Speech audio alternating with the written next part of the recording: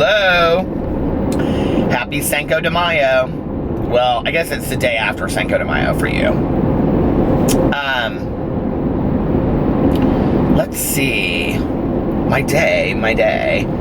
Well, I slept in with my husband today, and then what else did I do? Got up, and he was like watching TV and stuff. So I ran and got coffee, and then came back and took a shower, filmed my videos. He was gonna go out with some friends tonight, and he had said earlier like it was gonna be like 5, so I made plans with Tanya to go do something, but then he ended up not going till like 8 o'clock. So we just kind of hung out at the house. And then after I got my videos done, I went and picked up Tanya, and we went to look at this like house store. She wanted to get like cushions for her patio or something like that. The chairs in the lobby of the kennel or something. But anyway, so she got those, and I looked around and they didn't have anything that I wanted. So then after that, we went to O'Charlie's, and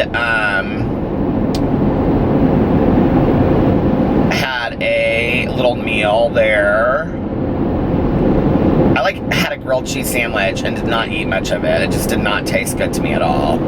And it was like real buttery, and I just was like, I can't do this. And it kind of made my stomach hurt right away. So then after that, we drove around for a little bit. I took her to the gas station because she wanted to get a Coke. And then I took her home. Oh, I've been driving around a lot today listening to this audiobook, because I started this audiobook called Bird Box by Josh Mallerman. Mallerman. It is so good, but very different, very kind of spooky. I don't know if some of you have read it out there, you'll know what I'm talking about. It's kind of like a apocalypse, dystopian book, but it's like you don't really know what's going on. It's very interesting. So then I came home, and I was gonna lay down and then get up and do a live stream, but I just kind of crashed with the dogs. I was so comfortable, and so I slept till like 11:30, 11:45, and got up and took the dogs out, gave PPS medicine, all that kind of stuff, and then after I did that, I left, and I was talking to some friends on the phone, and then getting ready to, I don't know, I was driving up to the casino. Lori had called me and said that she was going to maybe go to the casino, but I haven't heard from her, so I was going to drive up there and see. I don't have really anything else to do other than listen to my audiobook, so I was going to drive up there and see if she's there, and if she's there, I might stay for a little bit, and if she's not there, the casino's like a half an hour from my house, so if I go up there and she's there, and it gives me time to do my vlog. So if she's there, I'll stay and hang out with her for a little while, and if she's not, then she's not. But I haven't seen her in like 2 weeks, so. And Alex is out with our friends still. He texted me before I left all these pictures of them all out and stuff like that. So they went downtown Indianapolis. They went to a couple different places. They were at this bar called Bakersfield, which is really fun, and then they went to this like nightclub called Revel, and he's out having a good time. So, and then tomorrow we're gonna go to brunch, and I don't know what else we're gonna do tomorrow. I had originally thought that maybe we would do like a Q&A video together, because he likes to do those, but I never posted the picture on Instagram to do the Q&A, so I guess that won't be happening tomorrow. And let's see what else. That's about it. It was just such a relaxed day, you know, like I just love days like this that are just, I probably should have got gas, but I'm like at 79 miles to empty. I love days that are like, it's 61 right now, and it was like 75, 80 all day today. It was beautiful outside. It looked like kind of it was gonna rain, but like it never rained. Somebody thought it was funny in the comments that I said that I loved humidity. I do. I love humidity. I just love that feeling. You know, when you live in a place where there's like winter a lot or cool weather, that the humidity even makes it feel hotter, you know? And so when it's 75 out, but it's like humid, it feels hotter than it is, if that makes sense. So, yeah. And that's about all I did today. I don't really have a whole lot going on this week either. And, you know, writing, making videos, talking to that publishing company this week about like what I might be doing for them. So I'm excited about that. If that ends up turning into something, we'll see. I feel like I'm forgetting something that I did today. Okay, so I got up. Oh, I had to go pick up PB's medicine. That's what I did first. So I had to go to Costco this morning. There was this woman that lives in my neighborhood, and I see her walking around, and I guess she'd probably be about 70. And she was standing in front, like, I don't know her. Like, I say hi to her when she walks by, but I don't know her. And, so when I, like, walked in, she didn't see me. She was, like, looking at her phone, and she was just standing out there waiting for, like, I'm assuming a ride. And, I kind of worked myself up to, like... This is where my social anxiety comes in. I kind of worked myself up to the point of, like, asking her if she needed a ride home, because I felt bad. You know, I thought, well, maybe she's waiting for an Uber or something, or who knows. But, so I walked out, and she was still standing there, and she was kind of, like, doing one of these. So I thought, well, I'll go get my car, and I'll pull up, and if she's still here when I pull up, then I'll roll my window down and ask her if she wants a ride. Which, like, to get to that point for me, I know that's stupid, but, like, that's a lot, even just to talk to somebody that I don't even know like that. So, which I know you guys find hard to believe, but I can talk in front of a crowd of 1,000 people and have no problem with it, but to talk to one-on-one with somebody that lives in my neighborhood is a lot harder for me.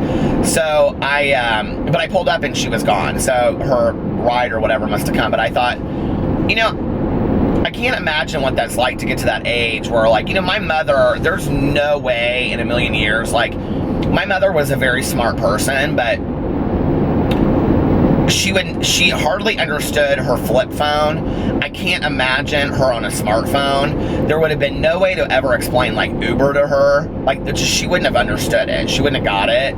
It would have confused her, and she would have been scared that she was touching the wrong buttons, and on and on and on, you know? And, I know that sounds silly, but I don't know if any of you have parents out there that are like that. Like, my mother was kind of terrified of technology, and when things would change, like, I mean, I think she had, you know, an answering machine until, like, the day she died. She never had voicemail, you know? I think, like, she just didn't like technology at all. She didn't like technological change. It scared her, and she didn't understand it, and she would take notes on, like, every little thing. You'd have to explain something to her, and then she would take notes on it, like, word-by-word notes of, like, what to do. And then, like, if she was going to do it, she'd have to bring out her notes, and then she would, like, you know, put on her reading glasses and, like, read the notes and, like, do it. And it just would have been, you know, it made me sad. As I was sitting there, I was like, I can't imagine, like, had that been my mom, like, you know, if she had nobody to take her, you know, grocery shopping or go to Costco or whatever, like, you know, that she would have had to have called an Uber, which wouldn't have been the case. I would never have let that be the case with my mom. But I just thought that that was interesting, you know? I don't know. We live in a different world today than we do yesterday. And I remember when I started working, I was making $7.10 an hour, and like, my very first paycheck was like $400 and something, and I had worked like 80 hours in a 2-week period to make $400 or something like that. And I don't know, do the math, figure it out what it would have been. It was close to that. But anyway, and I can remember thinking to myself, like, I could have made this in like an hour and a half, you know, dealing drugs, or, you know, like, I could have asked my dad for money and he would have given me this. But the difference for me was that I earned it. Like, I worked hard to earn it, and that was really important to me. That was not a lesson that somebody could explain to me, that somebody could teach me. Like, I had to live that experience, you know? And I really think that developed in me a work ethic where I almost never called in sick. In fact, I had a lot of issues with people that called in sick. I worked with this girl, and I remember one time she was really sick at work, and I said, like, why don't you go home if you're so sick? And she's like, no, I save my sick days for days I'm not sick. And that was just never my attitude, you know, because, like, we had a very small team, and if I was sick, it meant somebody else had to carry my weight. So I would go in, and if I was really sick, which sometimes I was, like I had a cold or something, I would say to my supervisor, can I run group and chart it and then go home? And she'd say, yeah, that's fine, but if you're sick, you need to go home, And there was only one time that we had pink eye, on our unit, and my eyes were really red, and my one eye was really red, and they thought I had pink eye, so they sent me in a med check, or whatever the equivalent of med check would have been back then. And I saw the doctor, and the doctor was like, because I had to get approved to go back, and she was like, you don't have pink eye. And I was like, okay. And she was like, you're exhausted, you can tell in your eyes. And I was like, all right. And she was like, but I have to rule you out of work anyway for 48 hours just to make sure it's not pink eye. And I said, well, but she said, but I can tell you it's not pink eye. And I said, okay. And she said, I said something to the effect of well, what's the longest you can write me out? And this is so long ago, I cannot remember, but I said, what's the longest that you can write me out? And she said, a week. And I said, would you mind writing me out of work for a week? And that was at a point in my life where I just did not know how to take care of myself. I was in my ex-relationship that was really unhealthy at that point. We just were not happy together. I was working, between two jobs. I was working 90 to 100, 110 hours a week. Or no, not every other week. I was working probably 60 hours a week. I was tired. I was exhausted. I wasn't happy, and I didn't really understand self-care. I didn't really understand the importance of taking care of myself. And she wrote me off for a week, and she was like, please take care of yourself, get some rest, get some relaxation. And Tanya was so fantastic to me that week, We went and got a pedicure, and I remember we just kind of sat on our porch, we played games. I came over to her house for hours at a time and just would sit on the couch and read. She took me out to dinner. She just was, I don't know, she just took care of me. And, I think, she loved me until I could learn to love myself that week. And I think sometimes that's important. And I remember when I went back to work, I was completely rejuvenated. I was like, yes, I'm back, But I never really understood the whole, people calling in sick left and right, especially when somebody else has to, cover your load. I think that's bullshit. I think, I don't know. But I don't think, and both of my parents had really strong work ethic, especially my dad. I remember in high school when I would want my dad to call me in sick, his response to that would be, excuse me, who calls me in sick? I can't call in sick to work. Who calls me in? You're going to school. Unless you're so sick that you absolutely can't. I'm not talking about being really sick. On those days, my dad, of course, was cool about that. I'm talking about having the sniffles, where I just didn't want to go to school. When you're in high school and you just don't want to go to school. Now, my mom, on the other hand, she didn't have a problem calling me in all the time. But I think I learned that, from my dad, and I was really scared, at first, that financially I wouldn't be able to handle my shit. I wouldn't be able to pay my own bills. And, that was a really good learning experience for me to realize the difference between, what I need and what I want. And I remember getting my first credit card. And my dad was I was so excited about it, and I went to my dad and I was like, oh my God, I got this first credit card and whatever, and he was like, don't get it. And I was like, he was like, credit card is a disaster. Don't get a credit card. He goes, you'll see it as unlimited cash when you have to pay it back. He was like, if you don't have the money to buy it with cash, you don't have the money to buy it with. I've talked a lot on here about finances because I've learned a lot through the years, and I think it's made me who I am today, that a lot of people will ask me, in comments, or I get a lot of emails that will say, you talk about being semi-retired, and what that means to me is not quitting working, okay? It means quitting having to work at the level to pay my bills every day. So, I can maybe take less of a job or do things that I want to do the way that I want to do it. It doesn't mean that I'm just retired for the next 40 years, But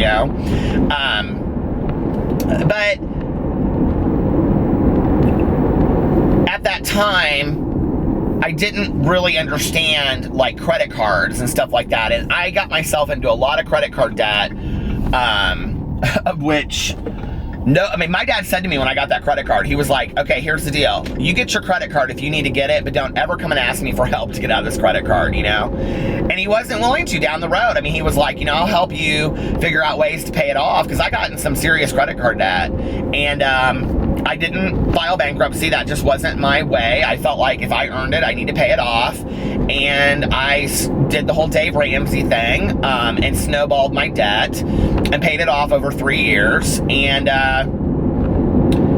I really didn't believe it at first that I could do it, just by paying $20 extra on a credit card every month. I didn't think that would do it, but when I got that paid off, at the same time I was doing that, I was also every month putting, whatever extra I could into a savings account, whether that was $20, whether that was $30, and I just was smart about what I was doing and investments and things like that with the guidance of, my dad and other people. And I always was thinking about my future. So instead of like, I might, want this, go spend $20, on a new pair, or $20, $100 on a new pair of shoes, I would take the 100. If I thought that, I would think, and this is really a lot of the Dave Ramsey thinking, I would think, is that a want or is that a need? Well, if it's a want, but I have the money to go spend it on, I would take that $100 and go put it on savings,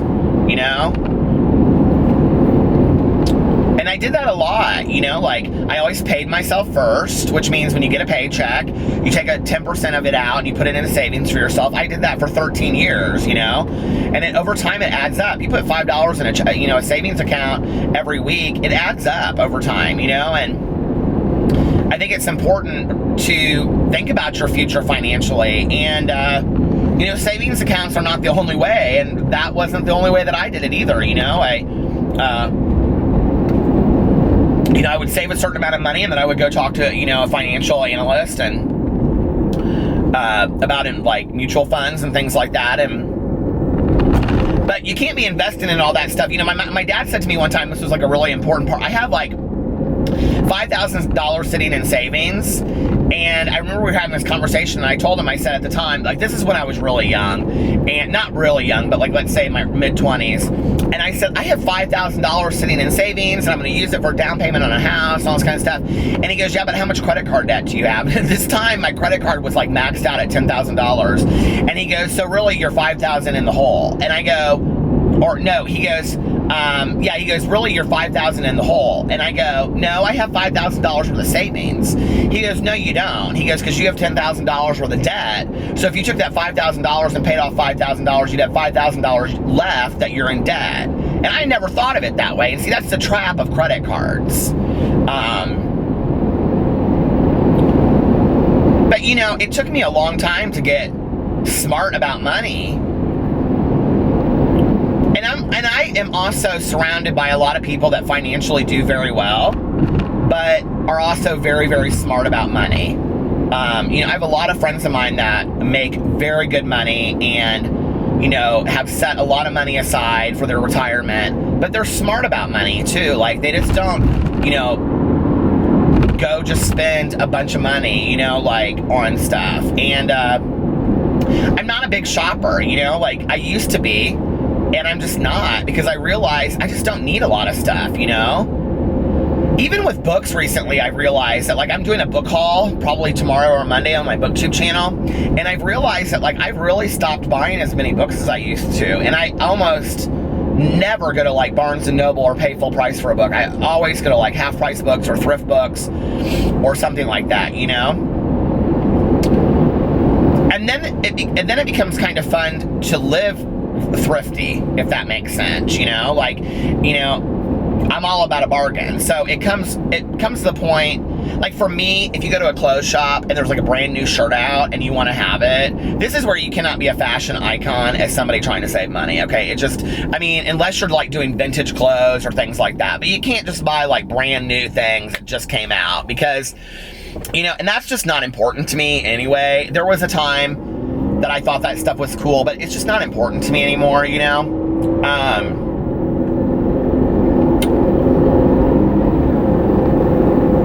If I go somewhere, like, I love Nordstrom Rack, okay? If I go to Nordstrom Rack, which is like Nordstrom, but like the sale version of it.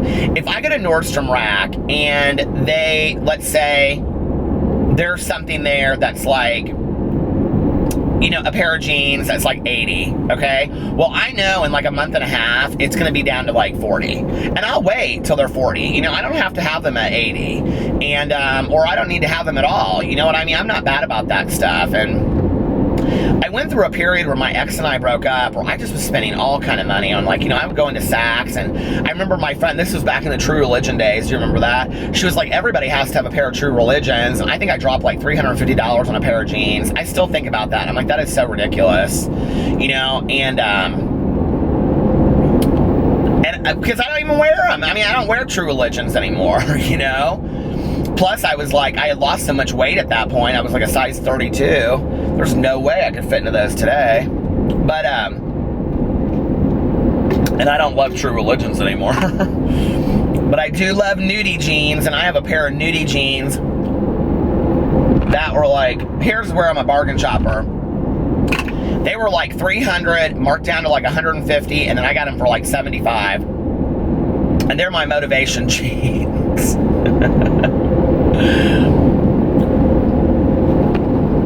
Money can be fun, you know, like even if you don't have a lot of it, money can be fun.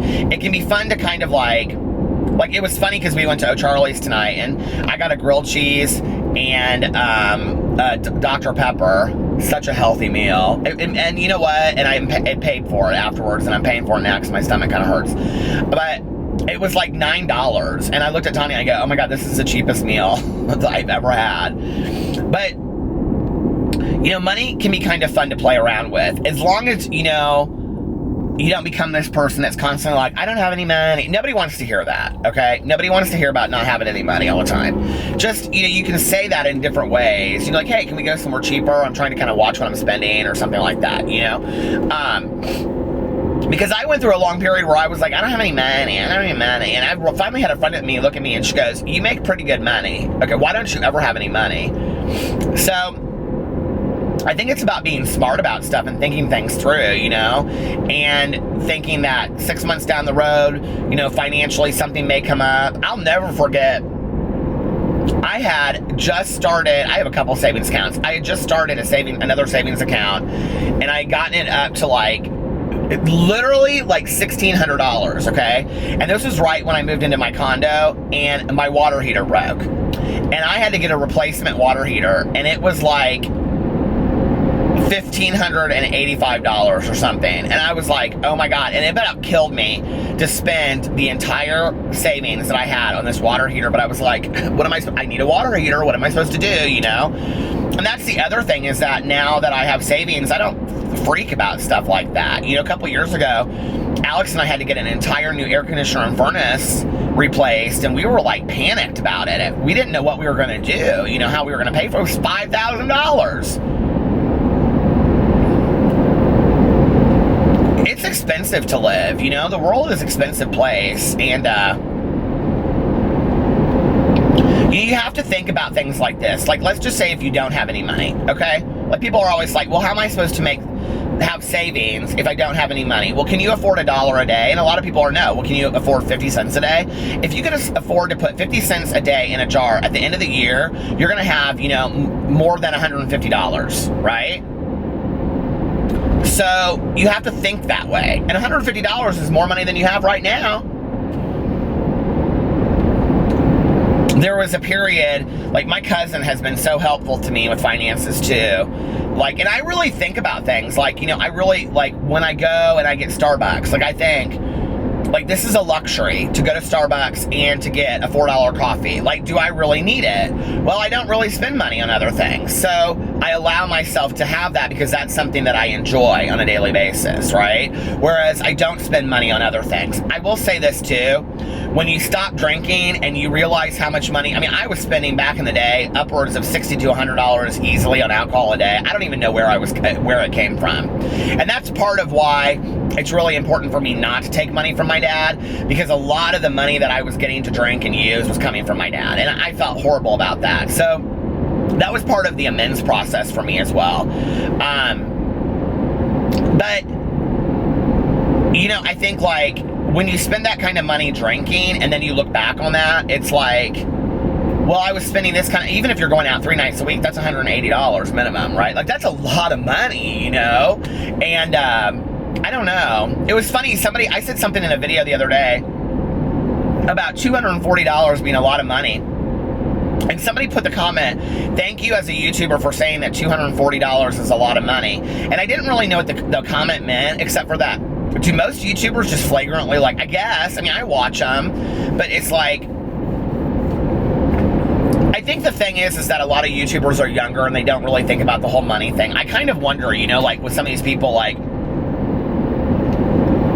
I think people don't really know that when you're on that level of millions and millions of subscribers, you know how lucrative YouTube could really be. Go to Social Blade and look at what people make, okay? And it's just a rough estimate. It's never right. It's never accurate.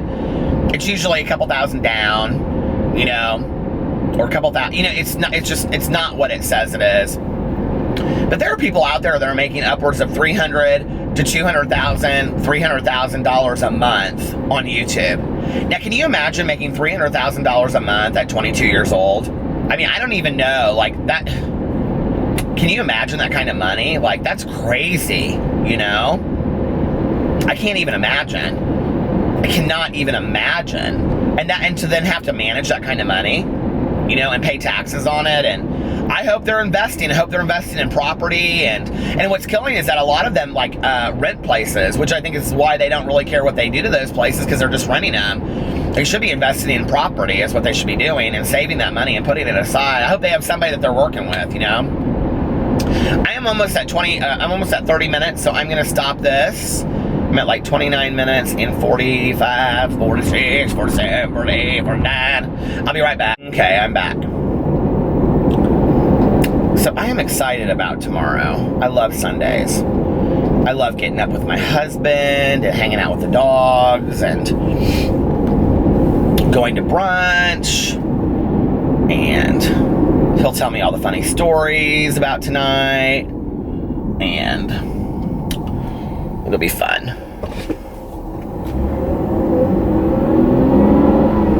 I haven't seen my in-laws and my nephews in quite some time. Alex went over and saw his mom on Friday night, but we haven't seen our nephews in a while. Well, Alex saw him, like, was it 2 weeks ago? And I couldn't go, so maybe I'll see if he wants to go over there tomorrow night and hang out with them for a little bit.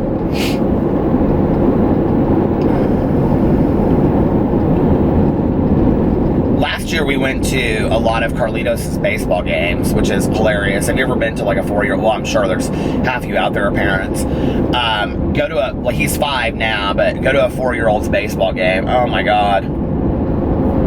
That is hilarious. They just kind of walk off. I love their attitude about it. You know, it'd be funny if like Major League Sports was like that. Like we were sitting there watching, they're like playing, they're having like a game, right? Like a game, okay? These parents have gotten up at the crack of dawn to have their 4-year-olds play baseball in a baseball league.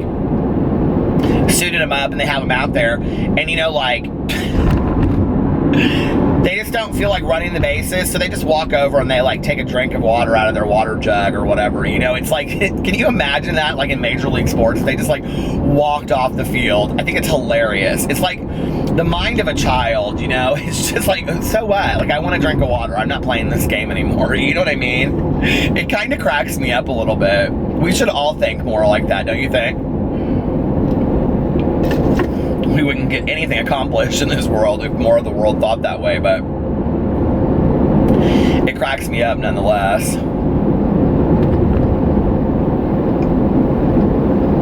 That square that's like, there's a square that's like around my head that like autofocuses me.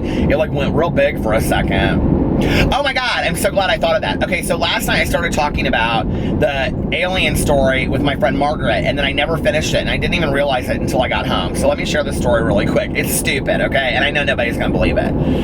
But Margaret and I, there was a street in Indianapolis that went from Carmel to kind of like Castleton, right? Which is like 2 different areas, and it was called Eller Road. And Eller Road is like built up now, but when we were in high school, it wasn't. It was like you would go through woods to get like to one part to another, right? And this one part, you come out of the woods into like this clearing, and so we're driving and we're like talking and we had the music on playing. We were like playing a tape, and all of a sudden, like, the music started. We were like going to meet our friends at Denny's, okay? And we were supposed to, Denny's or Steak and Shake or one of those places, and we were supposed to be there at like a certain time. I can't remember what time we were supposed to be there, but we were supposed to be there at like a certain time. And we were like on time, like we weren't late. This wasn't like a drunken night. Like, we were like sober. We were just going there to, you know, have like whatever with our friends. And so we were like on time. Like, if we were supposed to be there at 10, it was like 10:15. And so anyway, Margaret, like, all of a sudden, like, the lights start dimming, like in movies. Like, you know, you have to remember, this is before, like, I don't even think I had seen Close Encounters of the Third Kind at that kind. This was before, like, you would see the movies, and like when an alien would come over, it would, like, all the lights would shut off and stuff like that, right? Well, the lights started like dimming, and the music stopped playing. The cars kept going, so the car did not stop, but like, it was weird. It was like the electrical system in the car was going out, and Margaret was like screwing with the tape. She's like, what is going on? We both at the same time looked up. There was like something really shiny, like right above us. Like, it was like, you could see it, like shining. It was like over us, but you could see it shining down to like in this field. And Margaret goes, what is that? And we both look, and at the exact same moment that we both looked at this light, a deer came running across the road. And Margaret goes, oh dear, a deer, which is why I was talking about that light last night, that saying. And she goes, oh dear, a deer, like that. And I like slammed on my brakes. Well, the next thing that we knew, we were like pulled over, like perfectly pulled over. And Margaret was like, what happened? And I go, I almost hit a deer. And like, that was really like all we remembered about it, right? At the time, talking about it. She was like, that was so weird. She's like, that deer just kind of came out of nowhere. Well, I pull back on the road. We're not thinking anything about it. And we get to Denny's, and our friends are there, and they're like pissed. And they're like, what took you guys so long? And I'm like, what are you talking about? And they're like, what took you guys so long? You're 45 minutes late. And we're like, no, we're not. And like, this is before cell phones and all that kind of stuff. You know, they're like, yeah, you're 45 minutes late. And I'm like, what? So anyway, Margaret and I on the way home are talking about it, and Margaret's like, do you remember a shining light? And I was like, I kind of do. And she was like, I remember like some blinding light right before like, we hardly could remember it. It was so weird. And it kind of like came back to us over the period of a couple days. And then Margaret was like, okay, this is what happened, blah, blah, blah. I was like, yeah, that is what happened. Like, we saw a light up in the sky, and then all of a sudden a deer popped out of nowhere. Well, then Margaret started reading all these books about UFOs.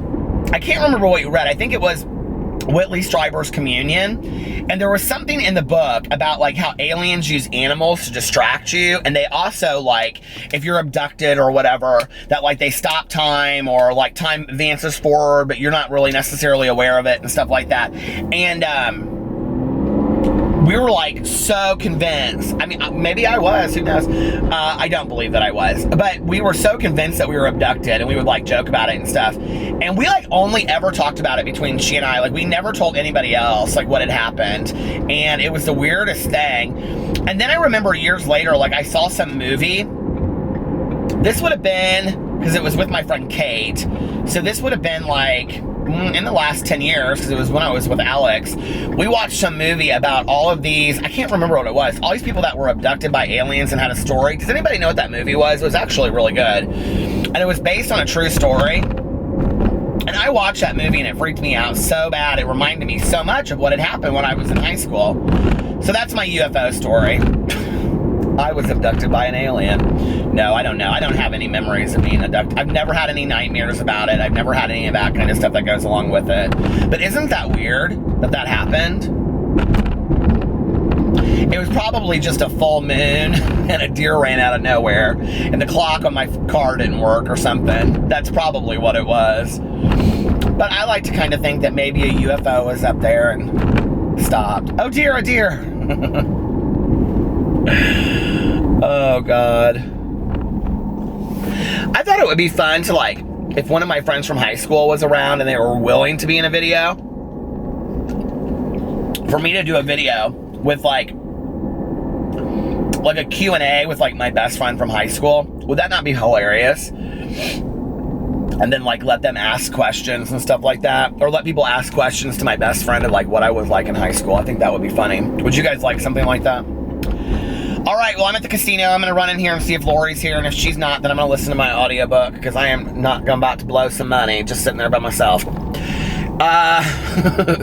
It is packed tonight. Oh my gosh. I guess the Kentucky Derby was today. Anybody know who won? I don't like horse races, so I don't know. The horse races are over there. I never go over there. All right, you guys, I love you, and I hope you're having a wonderful, relaxed Sunday. Do something nice for yourself. Have a little ice cream, take a nap, watch a good movie, and I love you, and I will see you later. Bye. Okay, I'm back for a few more minutes.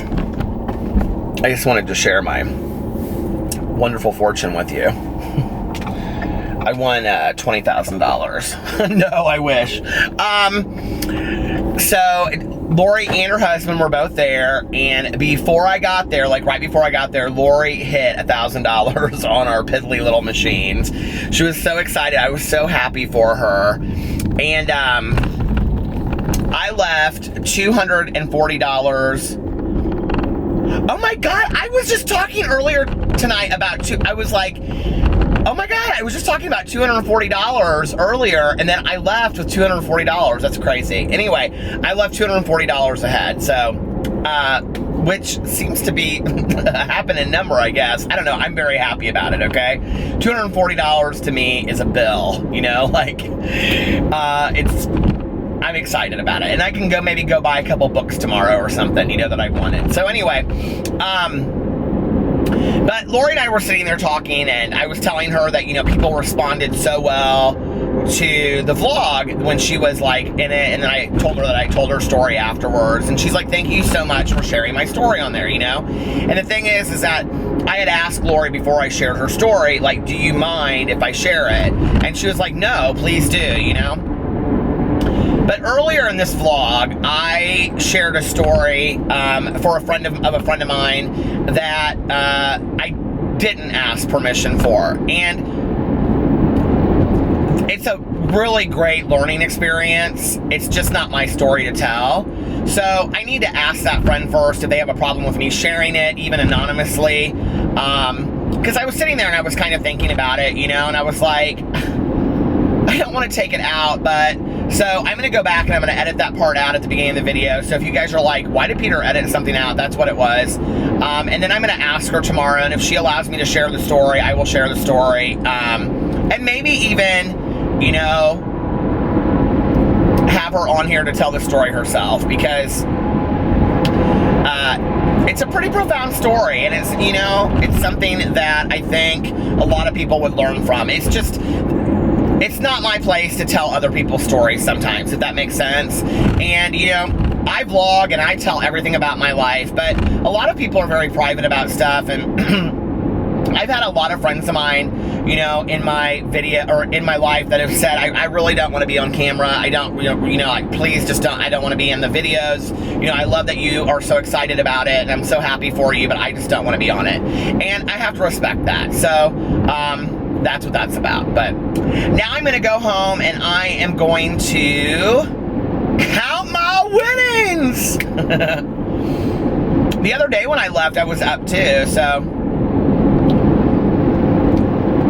let me tell you, okay, that what you need to know about gambling is you need to know when to leave. That's the trick right there. And sometimes I don't, but tonight I was like, okay, I'm up. You're going to be much happier tomorrow morning when you wake up and you've got some cash in your wallet, and just leave, you know? The bills are paid for the month. You got a little extra spending cash now. You can put some of it in savings, because that's what I do when I win money at the casino, is I put it in savings. I know that sounds crazy. Take a little bit out of it, maybe buy 2 books at half-price books, you know? Because I was there last week, and there was like 2 brand new books that I won. So yeah, take my husband out to brunch, and yeah, I'm excited about it. It always feels good when you leave the casino, you know, on a positive note, because I can tell you, there are a lot of sadly people leaving the casino. Anyway, all right, I love you guys, and It was funny because people always ask me about doing a meetup, and I'm always like, where would be like the perfect place to do a meetup? And I'm like, okay, we could all have dinner at the buffet at some casino and then go play at the casino. We could do like, you know, wouldn't that be fun? Oh gosh, I wish.